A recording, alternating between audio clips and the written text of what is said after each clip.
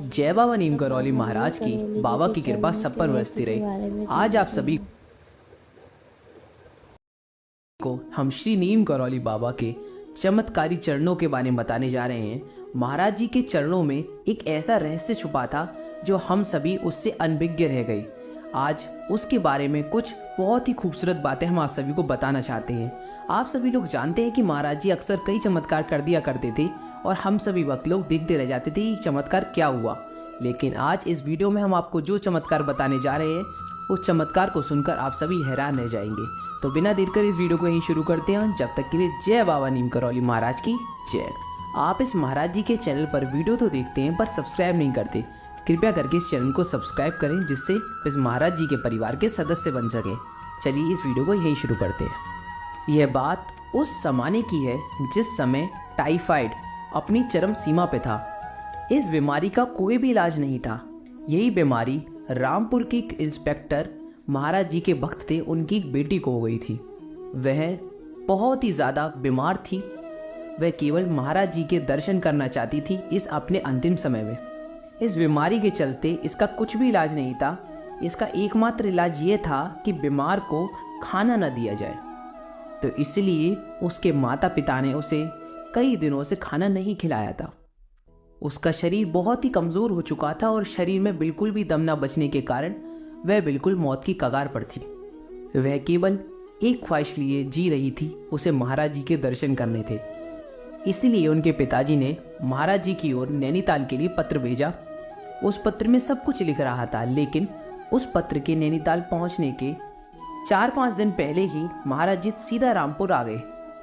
मतलब उस पत्र से पहुंचने से पहले महाराज जी ने अपने रामपुर में दर्शन दे दिए।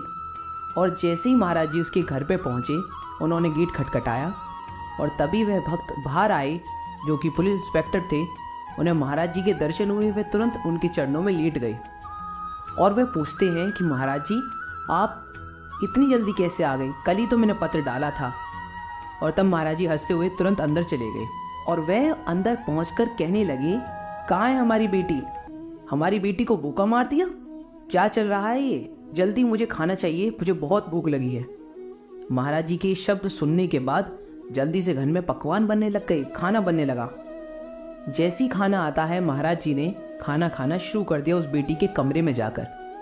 लड़की को भी देखते हुए महाराज जी ने कहा, क्या देख रही है, खाना खा बेटा।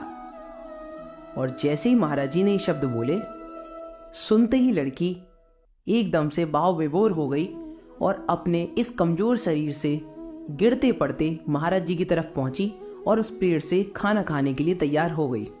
और जैसे ही उसने टुकड़ा खाना शुरू करा, महाराज जी ने तुरंत उसे प्लेट दे दी और उसकी बिस्तर पर जाकर लेट गए।